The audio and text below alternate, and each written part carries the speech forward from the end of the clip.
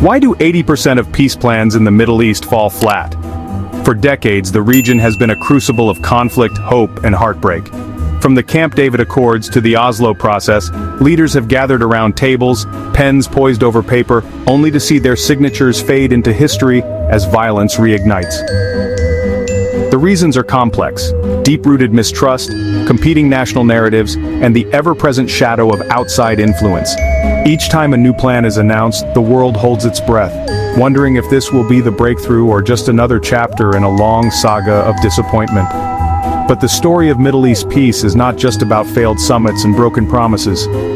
It's about the lives caught in the crossfire, families uprooted, children growing up amid uncertainty, and entire communities shaped by the ebb and flow of hope and despair. The region's history is littered with moments of optimism that quickly gave way to renewed violence as underlying grievances remained unresolved.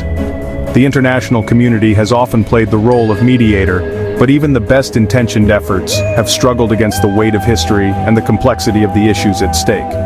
So, as we look at the latest attempt at peace, it's worth asking, what, if anything, has changed? And why does this moment feel different, or does it? This time, Netanyahu faces heavy pressure from Trump himself. Unlike previous American presidents, Trump has made it clear that he expects results, and fast. His administration has tied future U.S. support to progress on the ground, making it clear that the status quo is no longer acceptable. For Netanyahu, this is a high-stakes gamble, balancing the demands of a powerful ally with the realities of a fractured coalition at home and a deeply divided region. Trump's approach is characteristically direct and transactional. He's not interested in endless negotiations or symbolic gestures. Instead, he's pushing for concrete steps, measurable outcomes, and a timeline that leaves little room for delay. This has put Netanyahu in a uniquely difficult position. On one hand, he relies on American backing for security, diplomacy, and economic support. On the other, he faces fierce opposition from political rivals and skepticism from the Israeli public, many of whom are wary of making concessions. The pressure is not just political, it's personal, as Netanyahu's own legacy may hinge on the outcome of these talks. For Trump, the stakes are also high. He wants a foreign policy win that he can tout on the world stage, and he's willing to use America's considerable leverage to get it. The result is a sense of urgency that has rarely been seen in previous peace efforts. So what's different about this Gaza deal? The Gaza conflict has dragged on for nearly 2 years with devastating consequences, over 66,000 Palestinians killed, and dozens of Israeli hostages still held by Hamas. The human cost is staggering: entire neighborhoods reduced to rubble, hospitals overwhelmed, and a generation of children growing up amid trauma and loss. On the Israeli side, the pain is raw and personal, with families desperate for the return of loved ones and a sense of security that seems ever more elusive. The world has watched in horror as ceasefires collapse and hopes for peace are dashed again and again. But beyond the statistics and headlines, there are countless untold stories. Of parents searching for missing children, of doctors working around the clock in makeshift clinics, of teachers trying to bring a sense of normalcy to classrooms shattered by war. The psychological scars run deep, affecting not just those directly involved, but entire societies. The conflict has also had ripple effects across the region, fueling extremism, displacement, and a sense of hopelessness that makes future peace even harder to achieve. This is the backdrop against which the new peace plan is being launched, a landscape marked by exhaustion, desperation, and a longing for something different. Now Trump and Netanyahu have unveiled a detailed 21-point peace plan. This isn't just another vague declaration of intent. The plan is specific, with timelines, responsibilities, and international oversight. It's designed to address not only the immediate violence but also the underlying issues that have fueled the conflict for generations. The announcement was met with a mix of anticipation and skepticism. International observers praised the level of detail and the inclusion of mechanisms for accountability, while critics questioned whether the plan could overcome the deep-seated mistrust on both sides. The rollout was carefully choreographed, with simultaneous press conferences in Washington, Jerusalem, and Ramallah, and live broadcasts to audiences around the world. The message was clear: this is a serious effort with real consequences for failure. For many, the sheer ambition of the plan is both its greatest strength and its biggest risk. Here's what's on the table. At its core, the plan aims to end the cycle of violence and create a path towards stability. But the details matter, and every clause is the result of months of back-channel negotiations, international pressure, and hard compromises.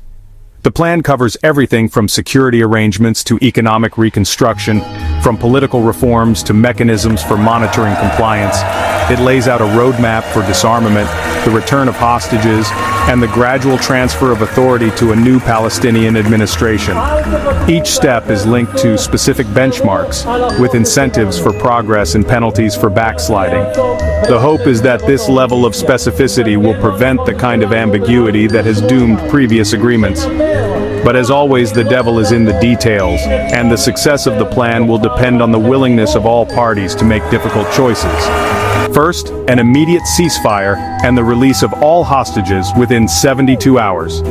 This is the plan's most urgent priority.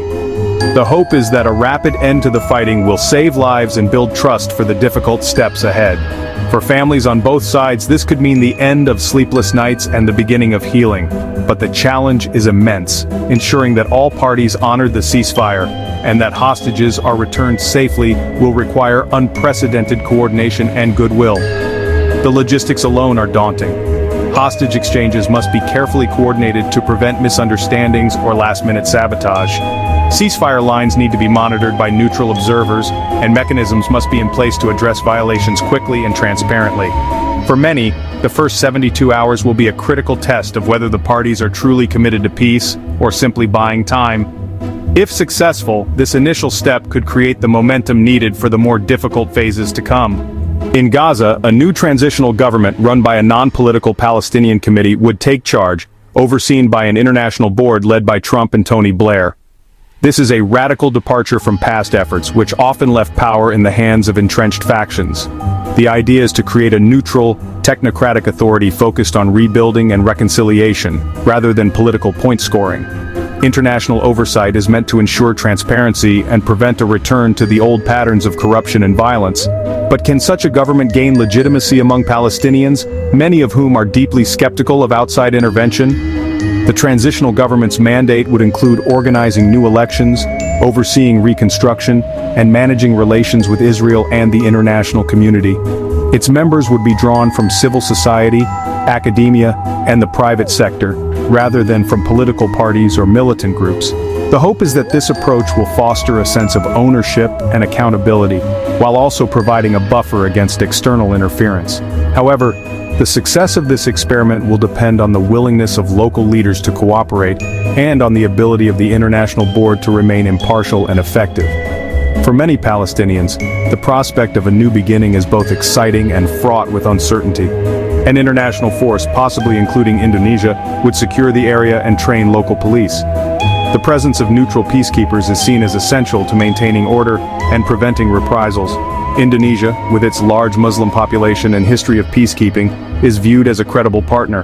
The goal is to build a professional, accountable local police force that can eventually take over security responsibilities. But peacekeeping missions are never easy. Success will depend on cooperation from all sides and the ability to respond quickly to any flare-ups.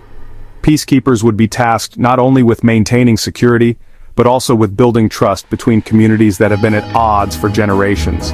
They would work alongside local leaders to mediate disputes, support humanitarian efforts, and provide training in areas such as human rights and community policing.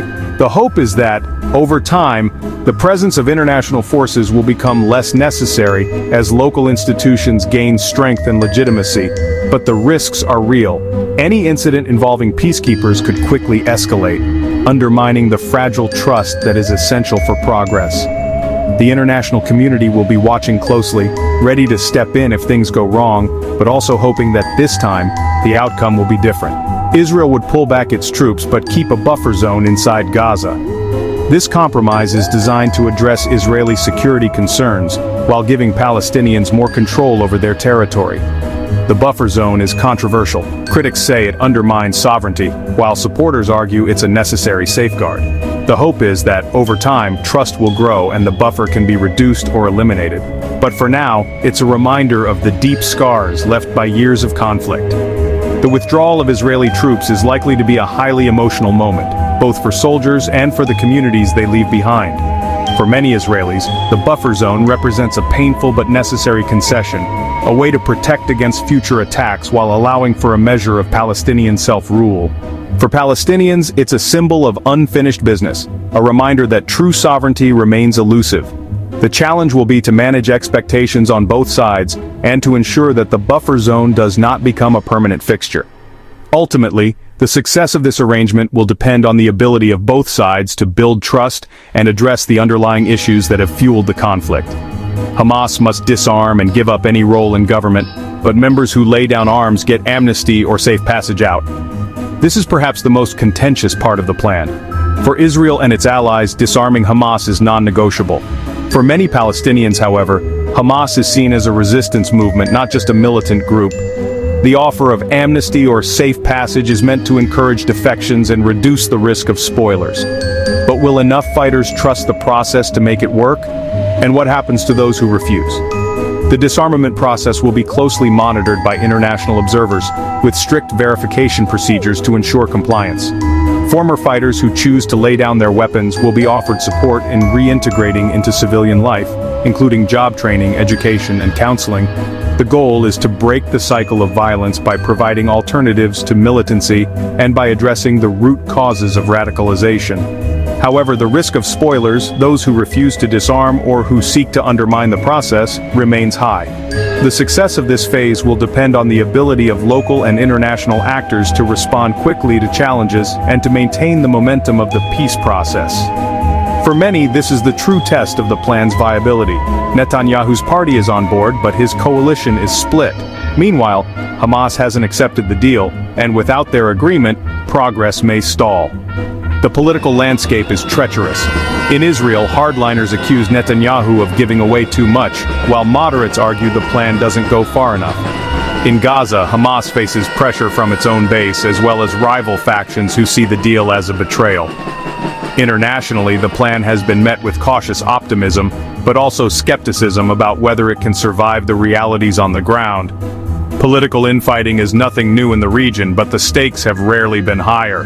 Every decision is scrutinized, every concession debated, and every setback amplified by a media landscape hungry for controversy. The coming weeks will be a test, not only of leadership, but of the ability of ordinary people to demand accountability from their leaders.